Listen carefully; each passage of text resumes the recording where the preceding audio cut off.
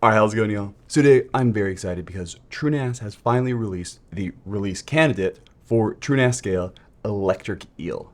And so this is the new big update, the massive point upgrade that brings a lot of new features and completely changes the back end of the apps from being Kubernetes to Docker. And the reason that this is so great is I think this is going to make TrueNAS Scale appliances so much more usable in a home lab environment, as well as just in a regular business environment as a spare server, being able to process a lot of things. For the longest time, TrueNAS Scale used Kubernetes as the backend for the Docker applications and did not use the Docker runtime. And while this is a very complex and able to deploy at massive scale kind of configuration, it also has a ton of overhead and is significantly harder to implement than just Docker. So with this update, we get the ability to not only use just regular Docker engines, which is great for CPU performance and just overall compatibility, but you also get to bring in your own apps and Docker containers using Docker Compose, where this was just not possible previously. And honestly, for the longest time, I have not used apps on TrueNAS Scale because they all kind of sucked. There was a huge problem with them. Configuring them was a nightmare. Backing them up was a nightmare. Where the data was stored was a nightmare. There were so many issues with all the apps. And then you sprinkle on top the whole drama with TrueCharts. It just made it a very difficult ecosystem to work on. And that all should be behind us here with Electric Eel. So as I said, this is a release candidate. And if you look at it right here, if you go to the TrueNAS download page, it actually is showing you the download release candidate right on the main download page. So a release candidate is exactly that. It is a candidate to be released. It is not the full version that is, hey, this is stable, this has been checked, a bunch of people have done it. But what it essentially is, hey, we think this is done. Do you think it's done? And so because of that, if you're running this as your primary server and you're running a business, obviously wait until stable comes out. And I would also wait until at least one update or a couple weeks come out after any of these major revisions, just in case. But if you are a home labber and somebody who's just tinkering and wants to play with the newest stuff, the release candidate ends up being a very good place between running a beta where you never really know what's going to happen and kind of you should assume that everything might get formatted, and running the stable version. So if you want to keep up to date and try all the new fun things and also help find bugs so that the stable release is more stable, download and install the release candidate. But just know, if you're doing this, make sure that it's not a critical system. Make sure that if this goes down, at most your spouse will get mad at you, but don't run this as critical infrastructure for your business. So for me, I've been playing around with the beta and now the release candidate on my test bench, but I'm still running Dragonfish, the stable version, on my actual production server that runs a lot of my core infrastructure. But we're going to go through first the release notes, then we're going to check it out and show you how you can run Docker apps now with Docker Compose directly on TrueNAS. It is so nice, and I think this is really going to allow the home lab community to actually install a bunch of stuff on here. Previously, if I had a client who needed to run an app on TrueNAS Scale, more likely than not, I was going to recommend them install a Linux VM in the hypervisor and run the app there. That was because I did not trust that the updates were going to be consistent and not break anything. There was very little control over anything when it comes to the apps. The whole Kubernetes added a lot more complexity. And so I just felt more comfortable saying, listen, if it's in Docker, you know you can run it in Docker on a VM. You're going to lose a little bit of overhead, but it's not that big of a deal. And you're going to know that nothing weird's going to happen to it because it is a VM. You can back it up. You know exactly what it is. And that's how I was operating for a while. But now with Electric Eel, we are finally going to be able to just run applications as containers, which is going to be really nice. So before we get started, let's just check out the release notes. The most important thing that it did mention is it is now finally using the Docker engine and not Kubernetes. And this is just a massive deal. I mean, we'll go through and we'll install it later on, but this has been super helpful. And one other thing that is important, when you do this update, most of the apps should migrate over no problems. Anything that is with TrueCharts, if you deployed like that, They're unsupported to migrate, so kind of check that at your will. And also there are some apps that do not migrate over cleanly yet. So especially if you're running a lot of apps, make sure to kind of read up on every single app in the migration path before you do upgrade to this. And I would probably wait, especially in those cases, until you're running a full-blown stable version, unless of course you're somebody who's absolutely fine blowing that all away and testing on out. But there is a list down here about known issues that will tell you which apps are not able to actually migrate over cleanly. So other than the TrueNAS apps section we got right here, we also have the ability to finally expand out a RAID Z VDEV with additional drives. And this is actually something that was added to ZFS because it was sponsored by IX Systems. And this is something that most other RAIDs like RAID 5 and RAID 6 have had for absolute years and has been a sticking point for people who want to go to ZFS. ZFS was originally designed at the massive scales and so didn't really worry about these issues. But because a lot more people are deploying them, we're getting the ability to go, oh hey, I've got 5 drives in a RAID Z1 array. Well, let me add a 6th, and now I want to have 6 drives in a RAID Z1 array. I have not tested that out on the system, but I've read a lot of the documentation. It's been really fascinating. It actually is a very cool way that it's able to rearrange all of the data, but that's going to be for another conversation. But that's going to be something that is going to be very valuable for people. It also is making the backup task a lot easier. We'll show that in the UI. Global search. This is not like search through SMB. This is search through the settings, which is always nice, especially when menus get moved around. The dashboard, which I'm very excited to show you. That's probably one of the best things. And then a few other things here that are helpful for migrating and stuff like that. And then something that is not quite included full-blown in the setup yet, but will be added in later on, is ZFS fast deduplication. So if you've ever heard anything about deduplication on ZFS, you probably have been told to stay away from it unless there's a very specific reason you need it.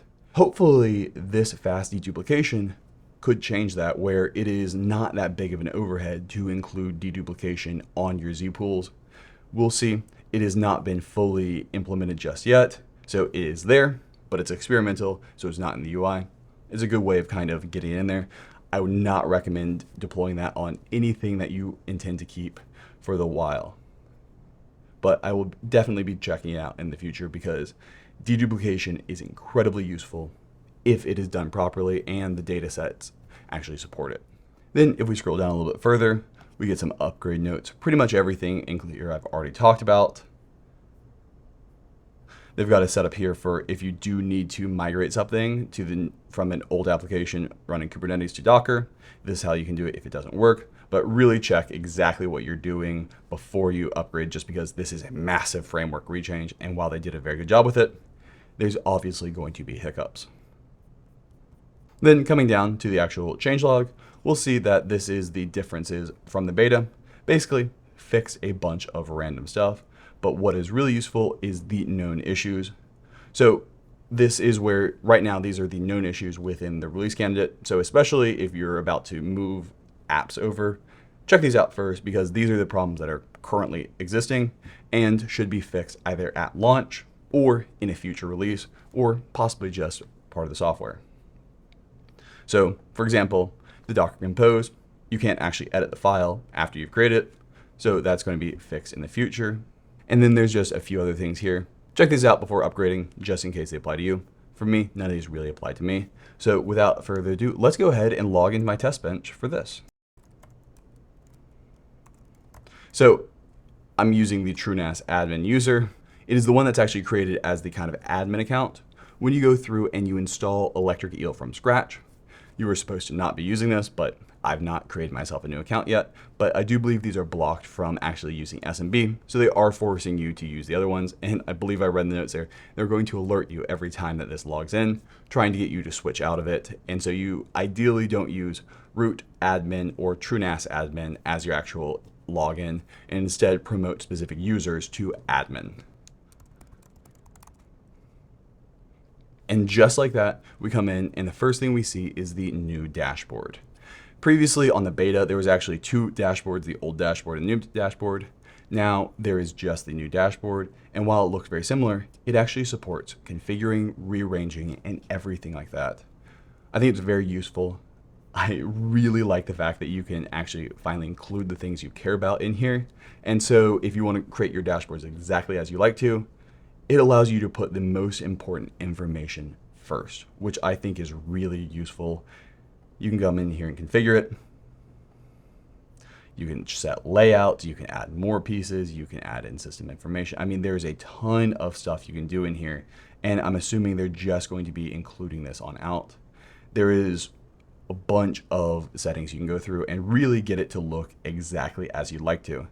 And this is just really useful, and I feel like it has been a problem with TrueNAS in the past, is just getting at information was a lot harder.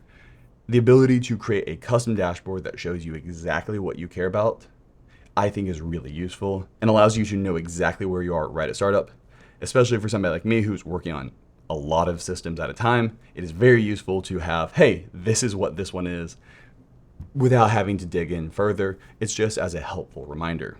Coming into storage, honestly, not much has changed, but there actually is a pool upgrade compared to what there was when I installed this on the beta. So I'm going to go ahead and upgrade that pool. You should know, if you ever upgrade a pool, that makes the entire OS not backwards compatible. Really nice thing about TrueNAS is you can, for almost all cases, update TrueNAS, try it out. If it's terrible, roll back your entire OS to the previous version, and everything will just keep running. That is true, except in a few cases, especially if you're doing stuff with a lot of apps, that's not guaranteed to roll back cleanly. And also if you do not upgrade your pool. So where I did there, I just upgrade the pool. That would mean I would not be able to install Dragonfish on this and just have the pools import cleanly. Then what's very useful is the new data protection tab. You get all of your different tasks here. And so when you open this up, the very first thing you see is the TrueCloud backup tasks. So this took a little bit of digging to kind of figure out, but it looks like IX Systems and a cloud company called StorageJ have a partnership agreement where essentially, I think IX Systems basically leases space from StorageJ and then sells it to you to actually create a direct backup task, kind of similar to Synology C2 in that case, the closest analog I can get. So this is where if you want to back up to StorageJ via an IX Systems account, this is the TrueCloud backup task that you can set. So they've added it right up top of the beginning. I've not used it yet. As far as I know, it's like a globally distributed, hey, anybody can install this on their computers and get some money for it, but I've not actually used it just yet. In general, I've been using more standard clouds whenever I need to back these things up. You can set up your cloud sync tasks right there, which just uses standard rclone in the background. But you also get all of your other useful data protection tabs here. You've got your scrubs, snapshots, rsyncs, and even replications and smart tests. So pretty much the same. I think the only addition is this TrueCloud backup task. But we can go ahead and skip on into the apps, which is where the really interesting stuff comes in. So first off, all of these apps are now running Docker underneath the hood. And that is so nice because they're just going to be standard Docker and not have to have this entire Kubernetes stack on top of it. But what that also means is if you go into your Discover apps and you want to include anything in the world, you can go ahead and install this IX app. I'm not sure how they're going to do this release candidate or where it's going to be long term, but this allows you to install whatever custom app you would like to. So this is where if you want to plug in a repository name and literally just pull it from a Docker cloud, you can do that. And then you've got your ability to add in all of your environmental variables, commands, your networking, your ports, and your storage. Docker, standard Docker stuff, all right there. Really, really, really happy with that. But even better is if you go in, you can also just write a custom app here and just use standard Docker Compose YAMLs, which I think is just the best way of doing this. YAML files are so easy to version control because they're just a text file. So anytime you're testing stuff out, blowing stuff away, just keep it in Git. And then you can go ahead and redeploy these apps over and over and over again. And when you break stuff, it's easy to roll back and fix. I love Docker Compose YAML files. They allow you to just really easily deploy apps, and that is finally there. So this is just going to be really useful, and I would say that TrueNAS apps are now full-blown just Docker. Really, I've not found a limitation in here that you can't overcome. It has been really, really useful, and so if you're able to deploy in Docker, you're going to be able to deploy on TrueNAS Scale as far as I'm aware. And I think that is just so useful because now IX doesn't have to spend a ton of time maintaining all these apps and dealing with all this middleware and stuff. Instead, you can just deploy either apps that are kind of pre-created for you and pre-set up for you, which is honestly a ton. And if something's not, all you have to do is just go write a Docker Compose file, and boom, whatever in the world you want to run, you're going to be able to run. This is by far going to be the most useful thing here, and I think a ton of people are going to like it, especially in the kind of home lab community. But even from my own clients, there are a ton of video production houses who, hey, this is a really powerful server. It'd be great if we could have this generate proxies while everybody else is offline. So previously, if it wasn't built into IX systems, it wasn't going to be a great experience. But now it's just Docker. And so you can deploy whatever you want here. This is one time where I just installed good old Nextcloud, and it just works. It is honestly just really easy and really useful. I only have positive things to say about it. We can also come into the reporting tab. Not much has changed here, but if you go into net data, as always, super nice interface that just gives you a really clean view of everything. This has been around for a while, but if you've not gone here, because it is a bit hidden, definitely check it out. Net data is really easy to find what is going on with all of your stuff, and it has far more data and loads far faster than the built-in reports here. These have always just been tough to use, whereas net data has everything you need for the most part. All right, well, that's gonna be it for this. This has been one of the updates I've been most excited about, just because adding in Docker, while it sounds like a small feature, unlocks so many options when it comes to using TrueNAS Scale boxes. And finally, we are going to be able to use them as full-blown servers and not just basic NAS file servers. So I'm really happy with that, and I've not run into any problems with it. I'm still going to wait until stable comes out before I actually run my production server on there, just because I can't really afford to have outages and dealing with figuring out what happened.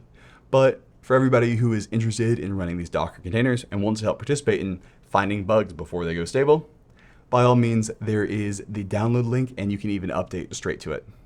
If you have any other questions or you want to hire me, there's a link for that down in the description below, and put your questions down in the comments below. And have a good one. Bye.